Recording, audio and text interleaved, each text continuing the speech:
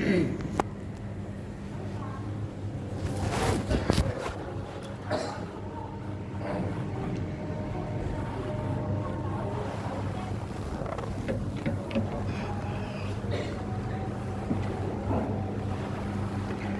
الحمد لله نحمده تعالى ونستعينه ونستغفره ونعوذ بالله من شرور أنفسنا ومن سيئات أعمالنا. من يهده الله فلا مضل له ومن يضلله فلا هادي له، وأشهد أن لا إله إلا الله وحده لا شريك له، وأشهد أن محمدًا عبده ورسوله. يا أيها الذين آمنوا اتقوا الله حق تقاته ولا تموتن إلا وأنتم مسلمون.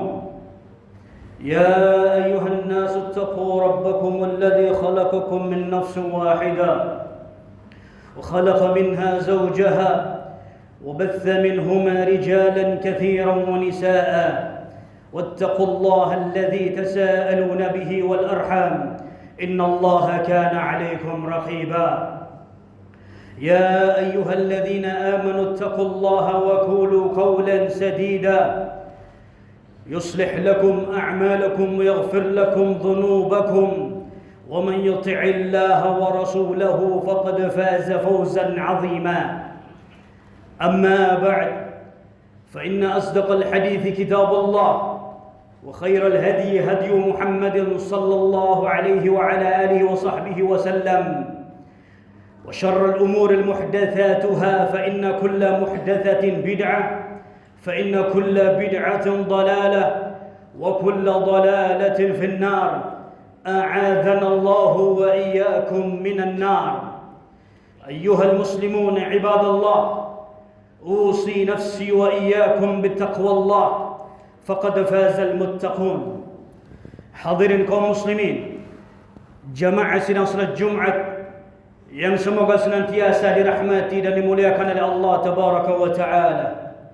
Pertama-tama kita wasiatkan kepada diri kita pribadi dan kepada hadirin sekalian untuk kita senantiasa bertakwa kepada Allah Subhanahu wa Ta'ala dengan sebenar-benarnya takwa, dengan menjalankan perintah-perintah Allah dan menjauhi dari segala apa yang dilarang oleh Allah Tabaraka wa Ta'ala.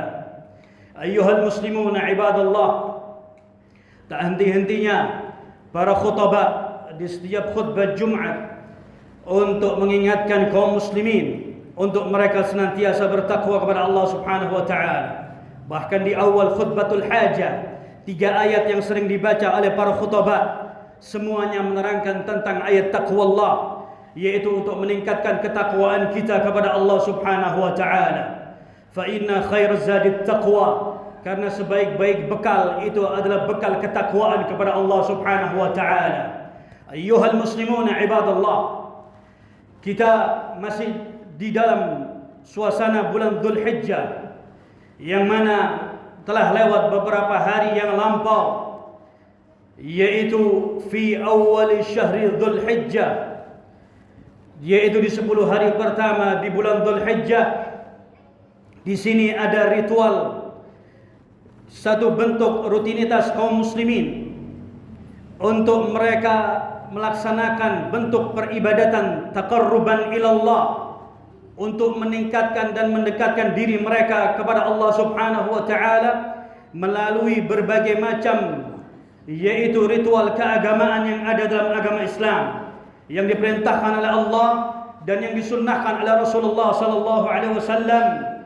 Bahkan para ulama menyatakan bahwasannya asyra awal bulan Dzulhijjah, 10 hari pertama bulan Dzulhijjah ini adalah satu bulan atau satu hari-hari, 10 hari pertama yang diagungkan oleh Allah Subhanahu wa Ta'ala, karena di dalamnya terkumpul berbagai macam peribadatan kepada Allah Subhanahu wa Ta'ala yang itu tidak dijumpai di hari-hari ataupun bulan-bulan selain bulan Dzulhijjah.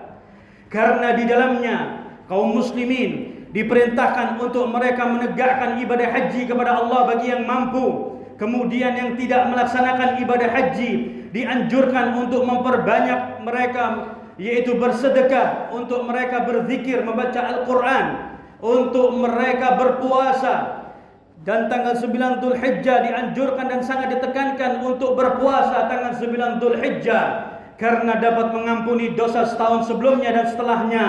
Kata Rasulullah SAW, dan tanggal 10 Dzulhijjah ini adalah kaum muslimin diperintahkan untuk mereka menyembelih hewan kurban taqarruban ilallah, menyembelih hewan kurban dalam rangka untuk mendekatkan diri kepada Allah Subhanahu wa taala. Allah Subhanahu wa taala berfirman dalam Al-Quran, lan yanallallaha luhumuha wala dima'uha walakin taqwa minkum. Allah Subhanahu wa taala tidak menginginkan darah dan dagingnya, tapi yang Allah inginkan di antara kalian adalah bentuk ketakwaan kalian kepada Allah Subhanahu wa taala. Ayyuhal muslimuna ibadallah, inilah ketakwaan kita kepada Allah Subhanahu wa taala, karena ini adalah satu bentuk rutinitas kita untuk kita senantiasa mendekatkan diri kepada Allah Subhanahu wa taala dengan rentetan, yaitu untuk rentetan mengerjakan perkara amalan kebajikan dan kebaikan kepada Allah Subhanahu wa taala. Ayyuhal muslimuna ibadallah, kita diciptakan oleh Allah Subhanahu wa taala di dunia ini dalam rangka untuk beribadah kepada Allah Subhanahu wa taala. Wa ma khalaqtul jinna wal insa illa liya'budun. Tidaklah aku ciptakan jin dan manusia melainkan mereka aku perintahkan untuk beribadah kepada diriku, kata Allah Subhanahu wa taala. Al-Hafidz Ibnu Katsir rahimahullah taala di dalam tafsirnya mengatakan, ay la amuruhum biibadati la lihtiyaji ilaihim.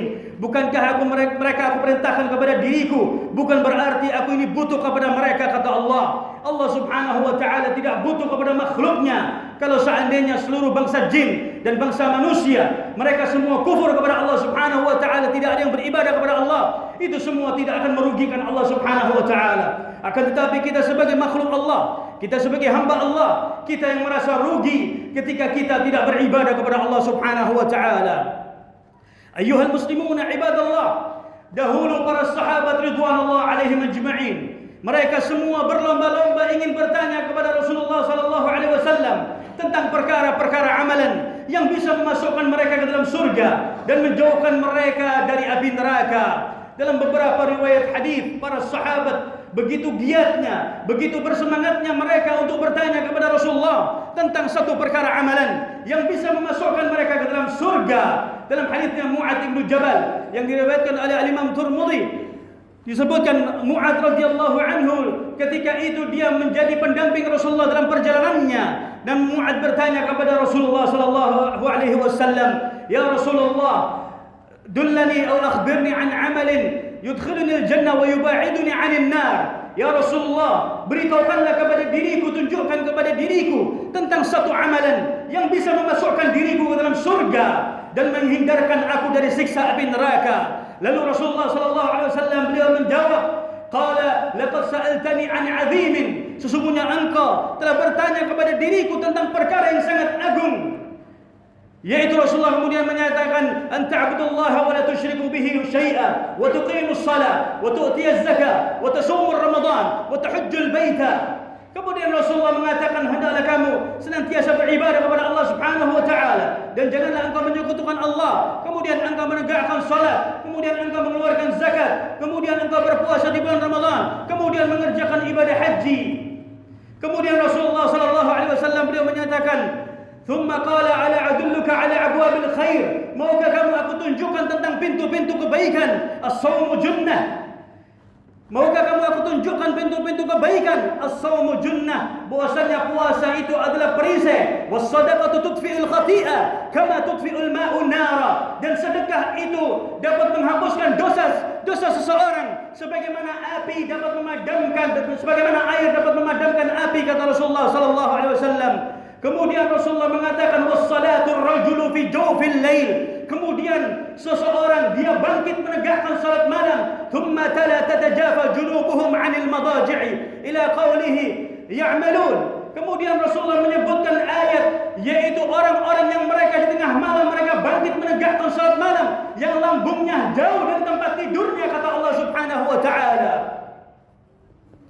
Kemudian Ar-Rasul alaihi salatu wassalam beliau mengatakan, maukah kamu aku tunjukkan tentang satu perkara yang mana perkara ini adalah perkara yang cukup agung, yaitu bahwasanya inti dari agama Islam adalah salat. Bahwasanya Islam ini ditegakkan dengan salat. Kemudian inti dari agama Islam ini adalah jihad. Kemudian Rasulullah sallallahu alaihi wasallam beliau menyatakan, "Maukah kamu aku tunjukkan tentang inti sari dari semua urusan agama ini?" Lalu Rasulullah sallallahu alaihi wasallam mengatakan, "Kuffa 'alaika hadza." Rasulullah menunjuk kepada lisannya, mengambil lisannya. Rasulullah mengatakan inti dari pokok ajaran agama Islam itu adalah kamu tahan dari lisanmu, kata Rasulullah sallallahu alaihi wasallam. Lalu Mu'adz bertanya, "Ya Rasulullah, wa inna lam akhaduna bima natakallamu bihi." Ya Rasulullah, apakah kita akan diazab oleh Allah dari apa yang kita ucapkan ya Rasulullah? Thaqullatka ummuka ya Mu'adz. Sesungguhnya ibumu telah kehilangan dirimu wahai Mu'adz. Wa hal yakubbun nasi 'ala an-nari 'ala wujuhihim aw 'ala manakhirihim illa hasaidu alsinatihim. Lalu Rasulullah mengatakan, "Ya Mu'adz, sesungguhnya ibumu telah kehilangan dirimu. Bahwasannya apakah seorang ini akan disiksa diseret oleh Allah Subhanahu wa taala di atas wajah-wajah mereka dan di atas hidung-hidung mereka. Kemudian mereka akan dilemparkan oleh Allah ke dalam neraka karena lisan mereka," kata Rasulullah sallallahu alaihi wasallam. Ayyuhal muslimun ibadallah, inilah dari para sahabat. Begitu giatnya mereka bertanya kepada Rasulullah tentang satu perkara amalan. "Dullani ala amalin yudkhiluni al-jannah wa yuba'iduni 'anil nar." Ya Rasulullah, beritahukanlah kepada diriku, tunjukkan kepada diriku tentang satu perkara amalan yang bisa memasukkan aku ke dalam surga dan menjauhkan aku dari siksa api neraka.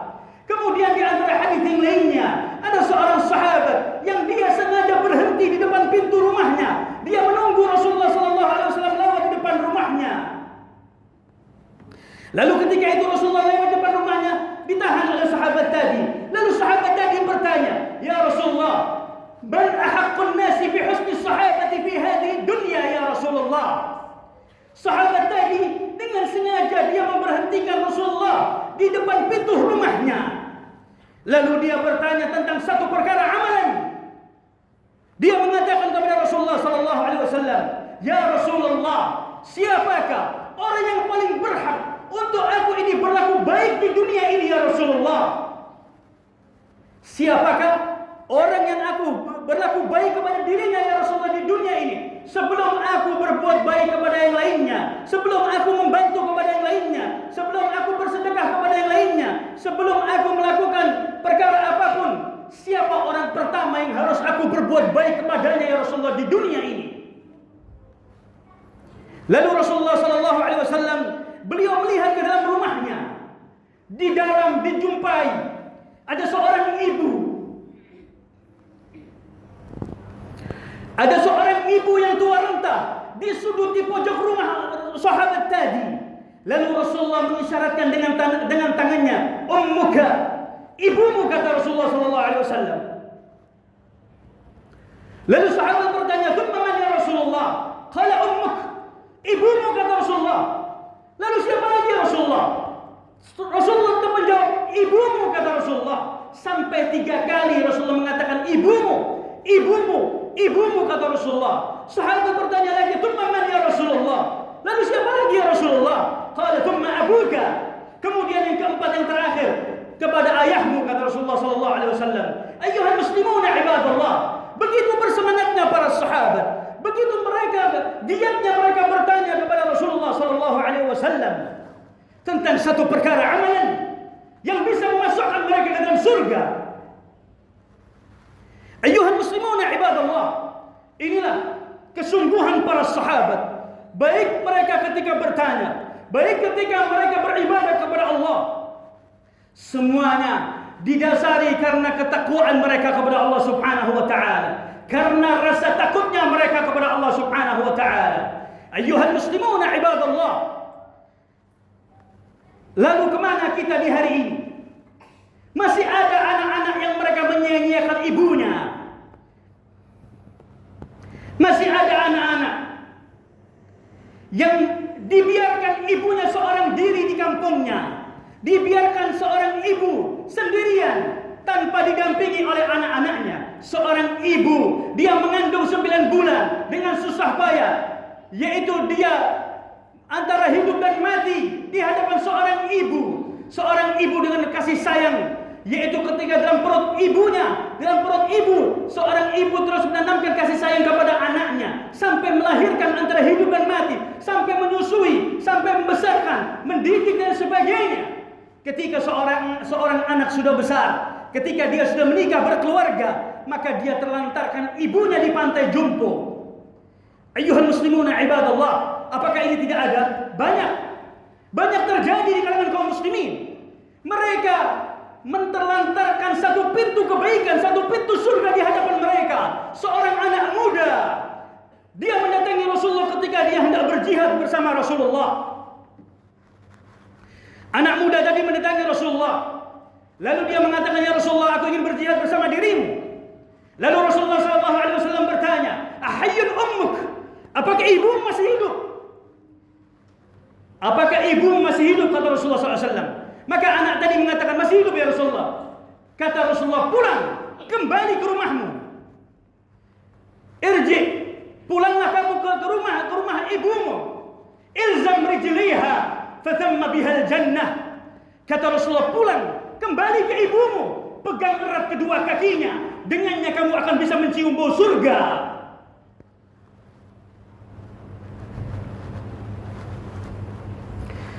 Pintu surga ada di depan kita. Pintu surga amalan kebaikan ada di hadapan seorang anak. Dan pintu-pintu kebaikan ada di hadapan kita. Tapi banyak dari kaum muslimin yang dia menyia-nyiakan satu bentuk perkara ketakwaan kepada Allah, satu bentuk amalan ibadah kepada Allah Subhanahu wa taala. Mereka sia-siakan. Para sahabat begitu giatnya bertanya, para sahabat begitu getolnya mereka ingin mengamalkan satu perkara yang bisa memasukkan ke dalam surga dan menjauhkan mereka dari siksa api neraka. Tapi kita di hari ini tidak seorang pun yang mereka bertanya, tunjukkan kepada diriku jalan ke surga, tunjukkan kepada diriku jalan yang menghindarkan aku dari siksa api neraka. Hampir punah dan tidak ada di zaman sekarang orang yang bertanya dengan pertanyaan seperti ini. Ayyuhal muslimuna ibadallah, dunia ini adalah tempat kita untuk beramal, untuk menuju negeri akhirat. Kita ibarat seorang musafir. Ad-dunya darul manar. Dunia ini adalah tempat kita cuma sekedar numpang lewat saja. Ad-dunya mazru'atun lil amal. Dunia ini adalah ladang untuk kita bercocok tanam untuk beramal. Maka ayuhal muslimuna ibadallah, betapa banyak dan berapa seringnya kita mendengar di khutbah Jumat tentang ayat-ayat takwa. Takutlah kalian kepada Allah, takutlah atas diri kalian, takutlah atas keluarga kalian, takutlah atas harta kalian. Allah Subhanahu wa ta'ala berfirman dalam Al-Quran, ya ayyuhalladzina amanu qu anfusakum wa ahlikum nara. Wahai orang-orang beriman, takutlah kalian dari jagalah dirimu dari siksa api neraka. Wahai orang-orang beriman, jagalah dirimu dan keluargamu dari siksa api neraka. Ali bin Abi Thalib radhiyallahu anhu beliau mengartikan ayat ini, "Allimu ahlikum khaira." Ajarkan keluargamu kebaikan, kata Ali radhiyallahu anhu.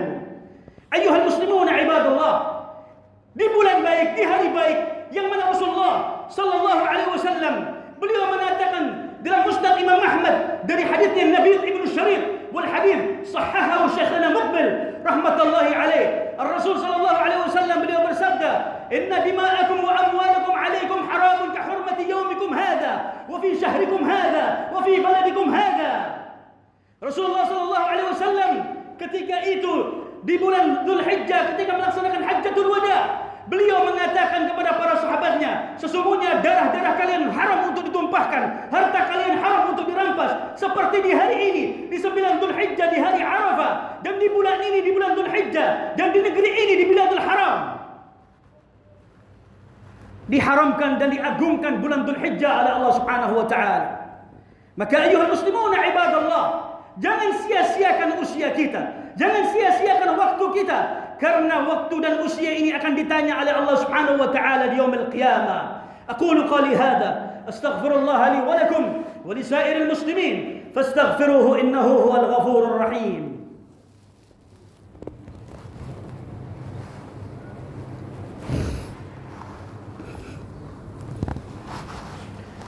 Alhamdulillah rabbil alamin.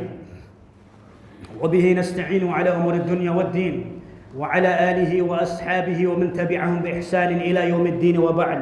أيها المسلمون عباد الله, dalam khutbah Jumat yang kedua ini saya tidak akan memperpanjang dari khutbah yang pertama. Bahwasanya Allah Subhanahu wa taala menciptakan kita di dunia ini dalam rangka untuk beribadah kepada Allah, dalam rangka untuk kita meningkatkan amalan ibadah kita kepada Allah. Kita sedang berkejar-kejaran dengan waktu dan dengan kematian kita. Kematian ini senantiasa meminta kita semua. Kematian ini sedang meminta kita semua. Sudah siapkah kita untuk mempersiapkan kematian kita? Hudzaifah ibn al-Yaman radhiyallahu anhu, beliau mengatakan, "Ishtaru li thawbaini fa innahuma lam yatrukani illa qalila." Belikan aku 2 kain putih, yaitu kain kafan, yang mana kedua kain ini tidak akan pernah meninggalkan diriku kecuali sedikit saja. Sahabat dahulu mereka senantiasa ingin diperdengarkan tentang ayat-ayat tentang siksa api neraka.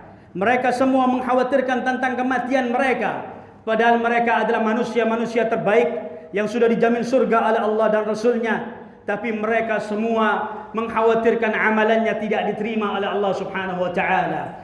Umar bin Khattab radhiyallahu anhu, tidak jarang beliau ketika membaca Al-Quran di tengah malam dia menangis.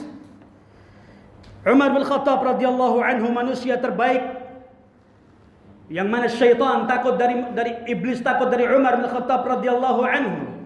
Ketika membaca Al-Quran di tengah malam beliau menangis. Inna adzab rabbika lawaqi'. Sesungguhnya siksa Tuhanmu itu pasti akan terjadi, kata Allah Subhanahu wa taala dalam Al-Quran. Terhenti di ayat ini. Beliau menangis dengan sejadi-jadinya sampai pingsan. Beliau siuman dan pingsan lagi sampai hari menjelang pagi. Dan beliau terhenti di ayat ini. Inna adzab rabbika lawaqi'. Sesungguhnya siksa Allah itu pasti akan terjadi. Berkata Imam Ibnul Jauzi rahimahullahu taala, "Ajaban li khawfi Umar ma'a kamalihi wa amnuka ma'a nuqsanik." Kita merasa heran dengan kesempurnaan segudang prestasi amalan dari Umar bin Khattab yang dijamin surga oleh Allah dan Rasulnya, dengan rasa takutnya Umar kepada Allah, dan Anda dan kita semua merasa aman dari siksa Allah Subhanahu wa taala. Ayyuhal muslimuna ibadallah, inilah manusia-manusia generasi terbaik yang mereka senantiasa menangis dan takut karena Allah Subhanahu wa taala.